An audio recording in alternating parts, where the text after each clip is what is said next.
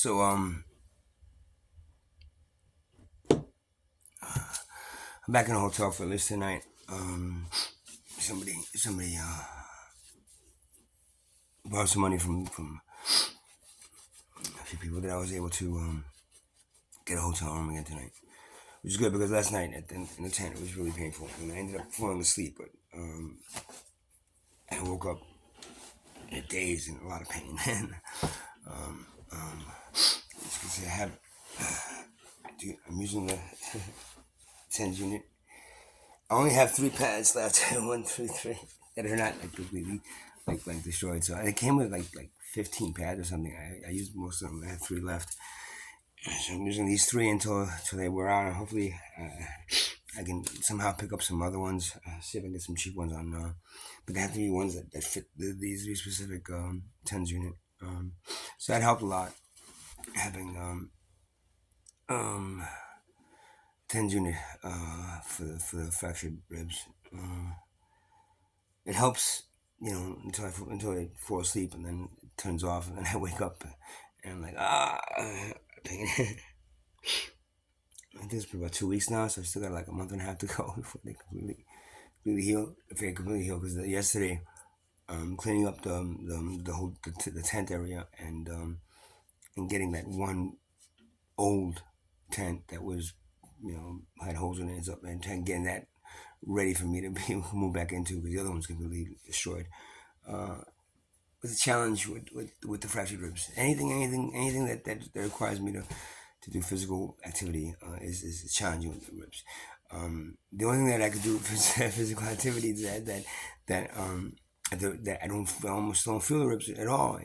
I mean, I use these regardless, but it's drumming and dancing. And both of those allow me to I can still do all that without feeling pain and then actually hurting the ribs.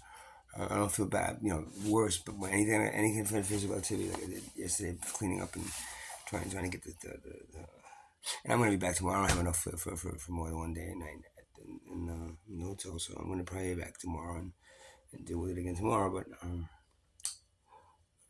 it is what it is. Yeah. Thank you for those who donated and lent me the money. I appreciate it. Um, I want to talk about, and when these things come in my head, it's almost like I'm actually pushed to record a video or at least talk about it in the video. It and it's almost like my guides, my spirit guides, have pushed me to do it because it comes up for a reason, you know, at a certain time. So I remember I grew up basically poor. What was considered my mother. I'm not really sure. Again, what my family is, or really my family at this point. Everybody's really turned their back. And the only one that wouldn't have turned their back on me is my mother. If she was still alive. She would still help me, regardless of what, and she would force my sister and my brother to help me somehow. But with her passed away, my brother doesn't acknowledge. I don't even, I didn't really talk to him all that much before this all happened, but now it's just like, I don't have a brother, man, and my other sister, the one who lives in Ocean, she doesn't answer my texts. She doesn't answer my phone calls. She does. All it is if I get mail, she sends me an email about mail, and somehow she shows me what the mail is, and then somehow I got to go get it. She brings it to me. I got to go pick it up if it's something important. But that's it. She nothing else. How you doing? What happened? You okay with the broken ribs? Or the broken jaw? Nothing. She's never. So I don't consider her my family anymore. I have one sister in Italy. She had a brain aneurysm years ago, and she really can't talk. This is what she did. She's probably the one I was closest to. I kind of like. Maybe I'm a little bit more like her. We have something in common, but I haven't been able to talk to her because I don't know. I just can't. She would probably help me if she could, but she can't. She's right now. She's at the mercy of my brother and my sister and us. They're helping her, and they're probably like, no, no, yo, you're not gonna help him. You know, she goes to rehab, whatever else she should, you know, they're pouring out of their fucking, you know, man. You know, again, this is why I don't consider them my family, you know, because they forget the fact that we all grew up really poor, right? We were really poor. I mean, we were all working. I started working at the age of 11. I worked from the age of 11 to the age of 16, doing jobs here, jobs in there, and working for little places that I wasn't supposed to really be working, but I am. And then by the age of 16, I got a job in the supermarket, and I worked there until like 18, 19, 18, 19. And then I got a job. I worked and went to college for a little bit, not that long, but then I ended up getting a job in the city at a bank. Somebody got me a job in the bank as a clerk. Right? I moved my way up into the banking world. Whatever, but so I always had this thing. Growing up poor, you always have this thing. Money's become such a big thing, so important. Getting money for as a president, it becomes, oh wow, it's great. You can buy what you need. I remember not having enough money for a pair of sneakers that I had that I wanted when I was young, and my wife, she didn't have enough money to buy them. So, that's when I started working at 11, 12, to be able to afford them. Then when I was making money, I was making decent money, working here and there. I would give half the money to my mom that I would make a week. Most every week, I would give her half the money just to be able to help out paying the bills. I think everybody really did that. My two sisters, both the same thing. But when they came, when supposedly I came from Italy with the age of 5, they were, mother was 15, my other sister was, I think, 17. So she's 12 years older than me. Yeah, she's 12 years older than me. So that though that they when they came from Italy, they started working pretty much right away because they were like 15, 17. Where I was 5 and my sister was 7. 7 or no, maybe 11. Maybe 11. She's like 6 years old. I'm not even sure anymore. So growing up poor, you really have this thing where money becomes so fucking important. I mean, it's grippingly important. I mean, when you got money and your money becomes, oh well, it's always there for you. There's always a trust fund there for you, and some money there for you, the family, oh yeah. But when you don't, you go poor, you're like, if you get it, it's like, oh my god, this is, yay, we have money, and growing up in that environment, I was never really able to save money. Even all the way up until my when I was making money, decent money as a programmer, and been banking. I was making okay money as a starting off as a clerk. When I was 21, I was making 21,000. It was okay, but once I started doing the programming stuff, it really shot me up. It's like, wow, I'm making decent money. Wow, that's really cool. And at that point, um, because you grew up in a poor environment, you never really had stuff. And you would start buying stuff because you have the money to buy, and you still don't have a savings, a good saving backing. What you can call a retirement thing or whatever you want to call it.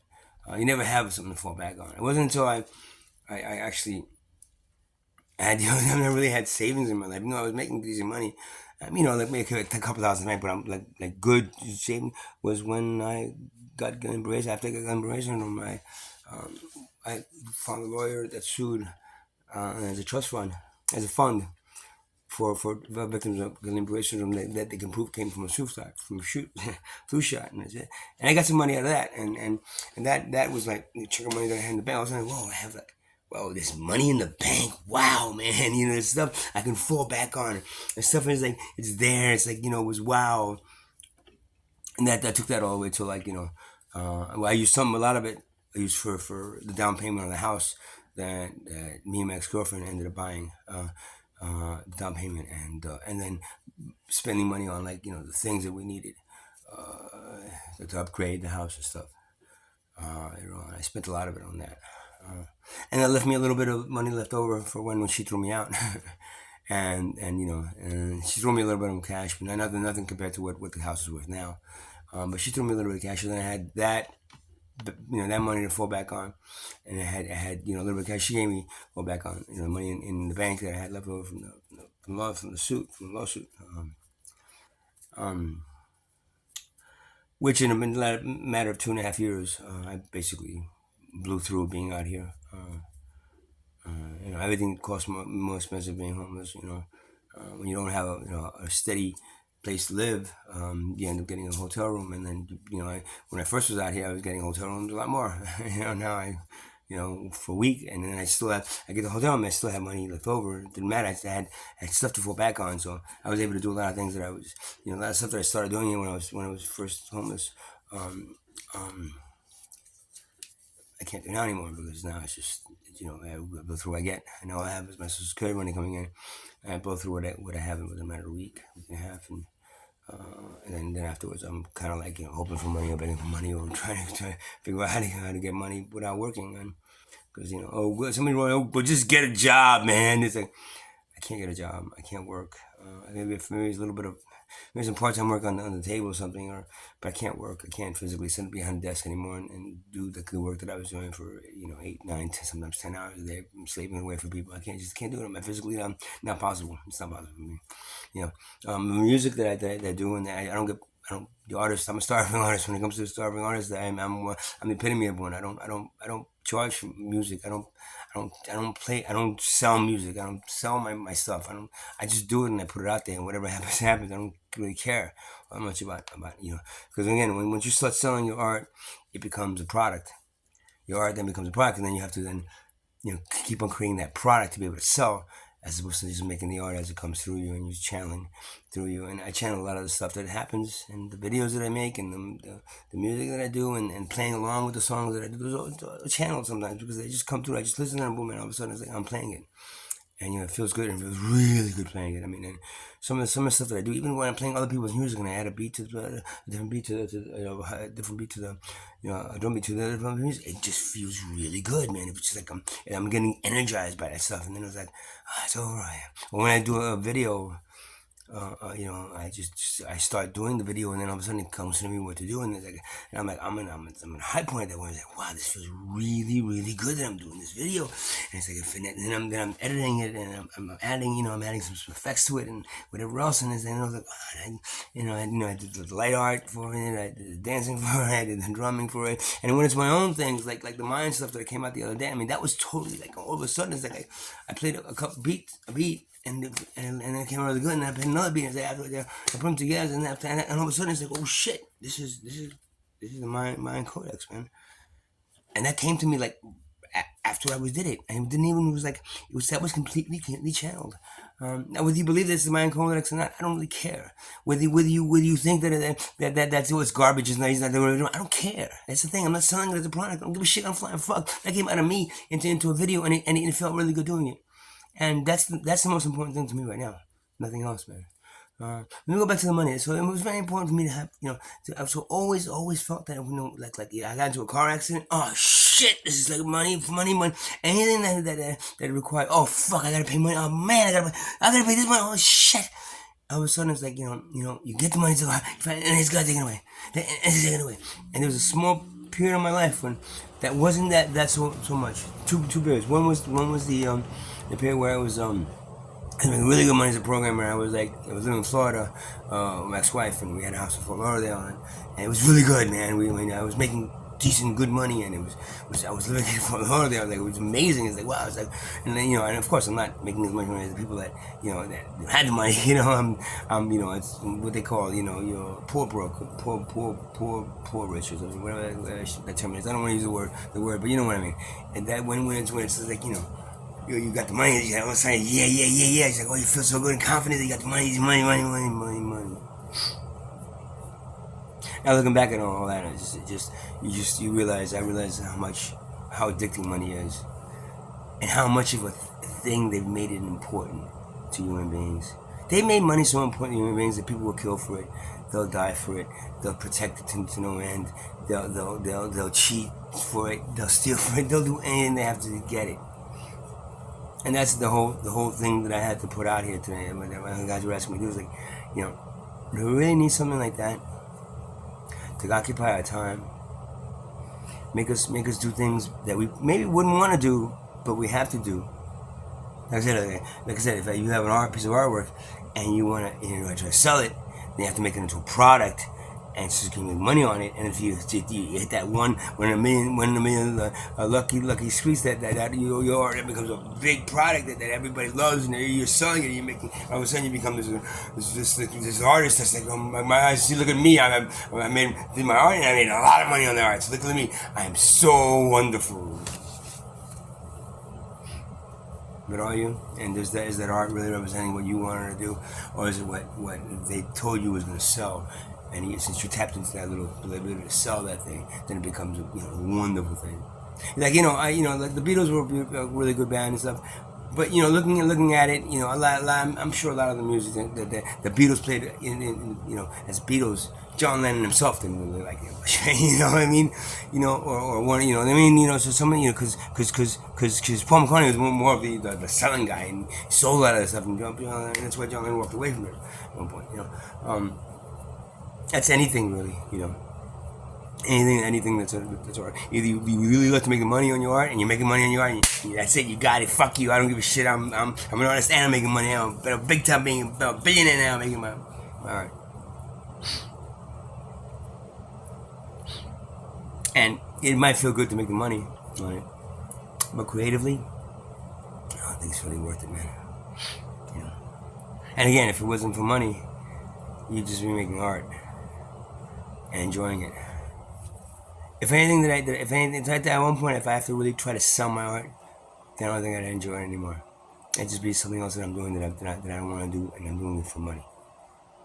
Because I'm just doing it now the way I want to do it. It comes out to me I like this, the feeling of being able to just to do it, and tap into that and just do it. It becomes something much more satisfying, much more creatively satisfying, and something that I want to do. That's not money related or money backed.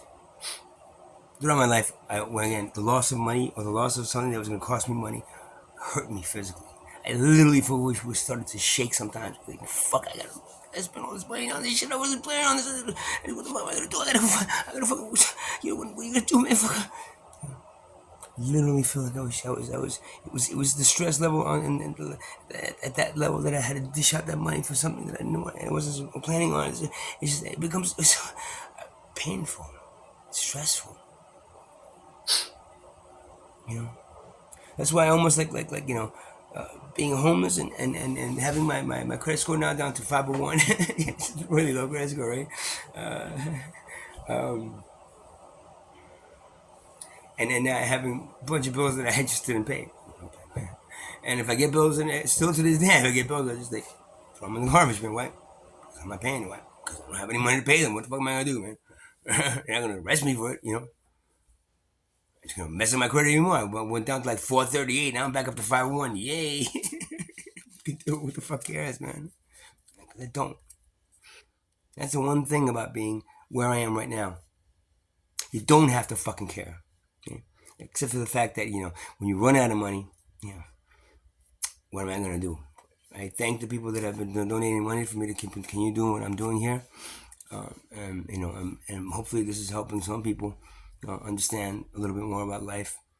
Maybe it's making, a few people that are younger that are watching these, maybe they're saying, oh shit, that's what I got to expect. So maybe I should, not do it that way. Whatever. But money is so important and ingrained in our society that it just irks me to know how much the society is addicted to it and how much the society needs it.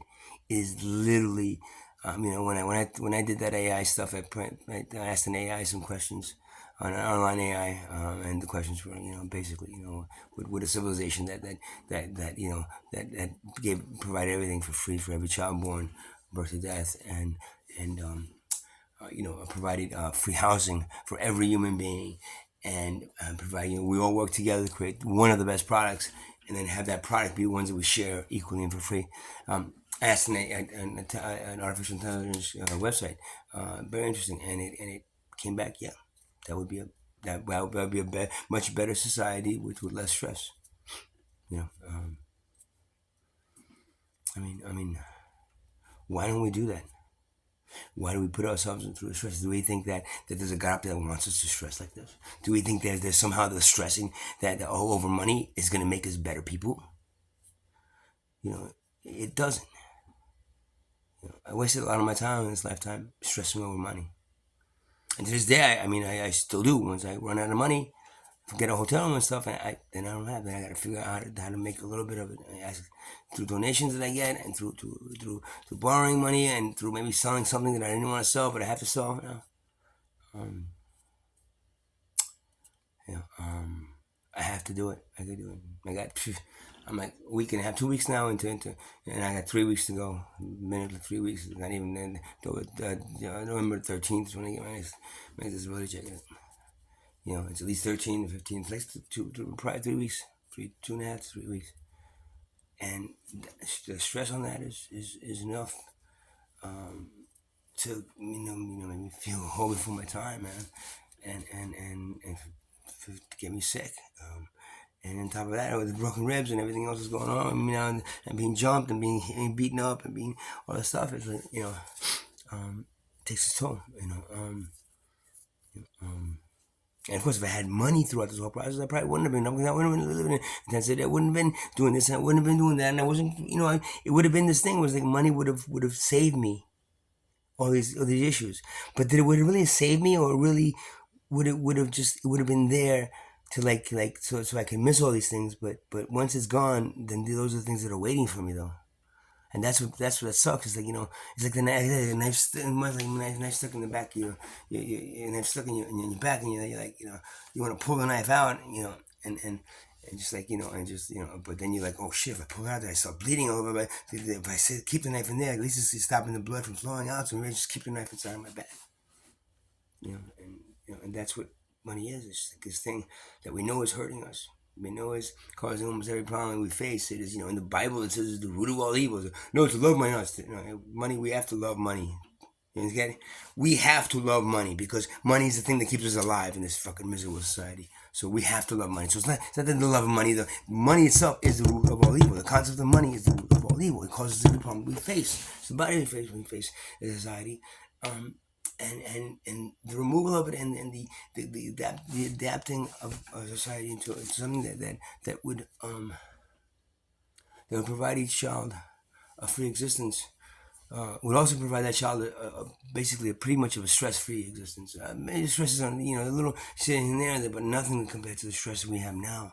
That we have to, have enough money to go to college, and have enough money to pay the bills, and have enough money to have all the stuff that other people have, and to have enough money to eat and survive. And it's always like you have to have enough money to do this, and that stress in itself is what's killing this whole civilization.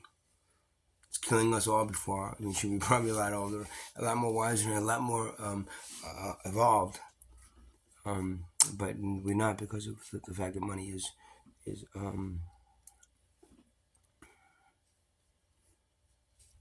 stunting our growth, evolutionary growth as a civilization.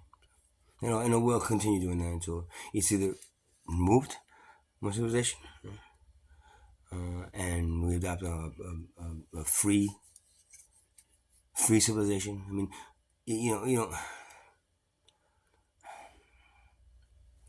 a guy and you wanted to put him. Let's see. If you had children and you want to send them somewhere, then wouldn't you want to send them somewhere where it's free? And it's not somewhere where the child has to be you pay to be there and pay for the. But if you pay, then you have a better life. Yeah, I know. That's because people that have money have better lives than people that don't. That's just the way you built it. That's the caste system. That's the class system. That's just And man, it's good for the small few, and pretty fucking bad for the many. So I'll leave it at that. Again, thank you for those that helped me get a hotel room tonight. I really appreciate it. My ribs appreciate it. Yeah, have a good night, man. Namaste.